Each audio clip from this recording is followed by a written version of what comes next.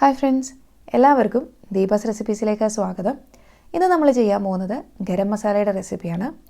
നമ്മളുടെ കറികൾക്കെല്ലാം തന്നെ മണവും രുചിയും ഒക്കെ കിട്ടണമെങ്കിൽ ഗരം മസാല വളരെ അത്യാവശ്യമായിട്ടുള്ള ഒന്നാണ്.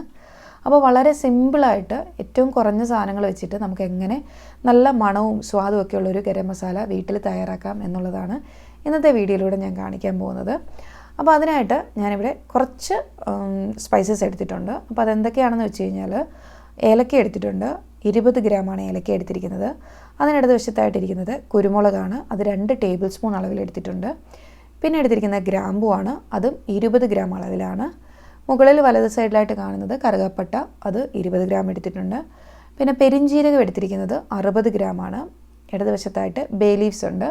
2 ബേ ലീവ്സാണ് എടുത്തിരിക്കുന്നത്. അത് ചെറുതായി മുറിച്ച് വെച്ചിരിക്കുകയാണ്. അപ്പോൾ ഇത്രയാണ് നമ്മൾ എടുത്തിരിക്കുന്ന സ്പൈസസ് എന്ന് പറയുന്നത്. ഇനി നിങ്ങൾക്ക് ബാക്കിയുള്ള സ്പൈസസൊക്കെ, അതായത് ജാതിപത്രി, സ്റ്റാർ അനീസ്, പോപ്പി സീഡ്സ്, അങ്ങനെ എന്തൊക്കെ സ്പൈസസ് ഉണ്ടോ അതൊക്കെ വേണമെങ്കിലും നിങ്ങൾക്ക് ഇതിലേക്ക് ആഡ് ചെയ്യാവുന്നതാണ്. പക്ഷേ ഏറ്റവും ബേസിക്കായിട്ട് ഇത്രയും സാധനങ്ങളാണ് ഇതിലേക്ക് വേണ്ടത്. ഇതിൽ തന്നെ ചിലർ കുരുമുളക് ഗരം മസാലയിലേക്ക് യൂസ് ചെയ്യാറേ ഇല്ല. പക്ഷേ നിങ്ങൾ ഇതുവരെ യൂസ് ചെയ്തിട്ടില്ലെങ്കിൽ ഒരു പ്രാവശ്യമെങ്കിലും കുരുമുളക് കൂടി ചേർത്തിട്ട് ഗരം മസാല ഒന്ന് ട്രൈ ചെയ്ത് നോക്കൂ. വളരെ നല്ല ടേസ്റ്റും അതേപോലെ തന്നെ സ്മെല്ലുമാണ്.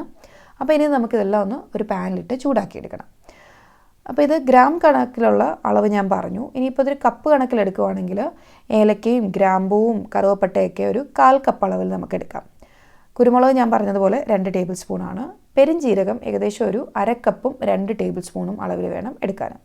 എപ്പോഴും ഗ്രാം കണക്കിൽ അളന്നെടുക്കുന്നതാണ് ഏറ്റവും നല്ലത്. ഇച്ചിരൂടെ നല്ല ഒരു അളവ് കറക്റ്റായിട്ട് കിട്ടുന്ന ആ രീതിക്കായിരിക്കും. ഇനി ഈ മസാലകളെല്ലാം നമുക്ക് ചെറിയ ഫ്ലെയിമിലിട്ട്, അതായത് ലോ ഫ്ലെയിമിലിട്ടൊന്ന് ചൂടാക്കിയെടുക്കാം. ഇതിന് ഓരോ മസാലയ്ക്കും ചൂടാവുന്നത് വ്യത്യാസമാണ്. അപ്പോൾ ഇതേപോലെ ഒരുമിച്ചിട്ട് ചൂടാക്കി വേണമെങ്കിലും നിങ്ങൾക്ക് എടുക്കാവുന്നതാണ്. ചിലരിത് സെപ്പറേറ്റ് ആയിട്ട് എടുക്കും. അപ്പോൾ ഇത് കരിഞ്ഞു പോകാതെ, ഇതേപോലെ ഒരുമിച്ചിട്ട് ചൂടാക്കുന്നവർ കരിഞ്ഞു പോകാതിരിക്കാൻ ശ്രദ്ധിക്കണം. നിങ്ങൾക്കത് കോൺഫിഡൻ്റ് അല്ല എന്നുണ്ടെങ്കിൽ സെപ്പറേറ്റ് ആയിട്ട് വേണമെങ്കിലും ഇത് ചൂടാക്കിയെടുക്കാം. സെപ്പറേറ്റ് ആയിട്ടാണെങ്കിലും ഒരുമിച്ച് ചൂടാക്കിയാലും ഇതിൻ്റെ കളറ് മാറാതെ നന്നായിട്ട് ചൂടായി വന്നാൽ മാത്രം മതി. അത് മാത്രമാണ് നിങ്ങൾ ശ്രദ്ധിക്കേണ്ടത്. ഇനി ഇത് വേറൊരു പാത്രത്തിലേക്ക് മാറ്റി വെച്ച് ഒന്ന് തണുക്കാനായിട്ട് മാറ്റി വെക്കാം. തണുത്തതിന് ശേഷം നമുക്ക് ഒരു മിക്സിയുടെ ജാറിലേക്ക് ഇട്ടിട്ടൊന്ന് പൊടിച്ചെടുക്കാം. ചില ആളുകൾ ഗരം മസാല ഇതേപോലെ ചൂടാക്കാതെ തന്നെ പൊടിച്ചെടുക്കാറുണ്ട്. പക്ഷേ ഗരം മസാല എപ്പോഴും ചൂടാക്കിയിട്ട് പൊടിച്ചെടുക്കുമ്പോഴാണ് അതിൻ്റെ നല്ല ഒരു മണം കിട്ടുന്നത്. ഇതിനകത്തുള്ള ആ ഒരു ഓയിലൊക്കെ ഒന്ന് ആക്ടിവേറ്റ് ആയിട്ട് വരാൻ ചെറിയ ചൂട് തട്ടിയിട്ട് നമ്മൾ പൊടിച്ചെടുക്കുമ്പോഴാണ് നല്ല ഒരു സ്മെല്ല് കിട്ടുന്നത്. അപ്പോൾ എന്തായാലും മസാലകളെല്ലാം നമ്മൾ മിക്സിയുടെ ജാറിലാക്കിയിട്ടുണ്ട്. ഇനി ഇതൊന്ന് പൊടിച്ചെടുക്കാം. പൊടിച്ചെടുക്കുന്ന സമയത്ത് ഒരുപാട് ഫൈൻ പൗഡറായിട്ട് പൊടിച്ചെടുക്കണമെന്ന് നിർബന്ധമില്ല. ചെറിയ, അതായത് ഒരുപാട് തരികളല്ല, ചെറിയ തരികളുള്ള ആ ഒരു രീതിയിൽ പൊടിച്ചെടുത്താലും മതി. അങ്ങനെ എടുത്ത ഗരം മസാലയാണിപ്പോൾ ഇത്. ഇനി ഇത് നമുക്ക് എയർ ടൈറ്റ് ആയിട്ടുള്ളൊരു കണ്ടെയ്നറിൽ സ്റ്റോർ ചെയ്ത് വെക്കാം. ഇതായിപ്പോൾ ഗരം മസാല ഇവിടെ റെഡി ആയിട്ടുണ്ട്. നിങ്ങളിത് പൊടിച്ച ഉടനെ തന്നെ ഇപ്പോൾ കണ്ടെയ്നറിലേക്ക് മാറ്റുകയാണെന്നുണ്ടെങ്കിലും ഉടനെ തന്നെ അത് മൂടി വെക്കാൻ പാടില്ല. കാരണം ഇപ്പോൾ നമ്മൾ പൊടിച്ചെടുത്ത ആ പൊടിക്ക് ഒരു ചൂട് കാണും.